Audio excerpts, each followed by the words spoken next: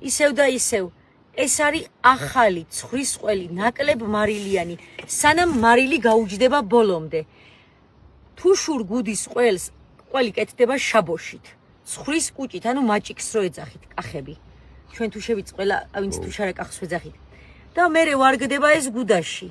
და ინახავს მარილი უნდა გაუჯდეს ბოლომდე და იმით უახოლმე ძალიან მარილიანი მაგრამ მე მინდა რომ თქვენ ჩემო მომხმარებლებო გაგასინჯოთ აი ეს რამდენი 20 გუდა თუ რა 15 გუდას რასაც მანქანას დაუდებ წამ რომ მომაქვს ეს თქვენამდე რომ გასინჯოთ ის ძალიან მარილიანი რომ რასაც ვყიდი ხოლმე შემოდგომობით არც ის არის ძალიან მარილიანი ნუ ვცდილობთ მაგრამ ეს არის ნაკლებ მარილიანი და აი ის ნამდვილი გემოები სანამ მარილი წაიღებს თავის ჭკვაზე არა აი ის მინდა რომ გაგასინჯოთ არის რბილი რომ აწვევი არის რბილი გაჭრის დროსაც არის რბილი იდეის ავტორი ხორხი ალენდანიო მოდი ჩემთან 1-2 წამით იდეის ავტორი ხორხი ალენდანიო აი ამ ყველის ავტორი ხამპლოძიო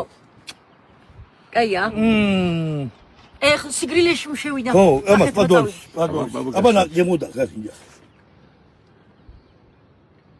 ანგემრიელი ოღონ მარილი საერთოდ არ აქვს ეს ცოტა აქვს ძალიან ცოტა ეს შარშანის ეკა ამათ დევი მithრე იმით რომ შარშანის თუნა ნახა ძალაშე ხო ვიცი აი მithრო ნაკლებ მარილიან ხო მე უთხარი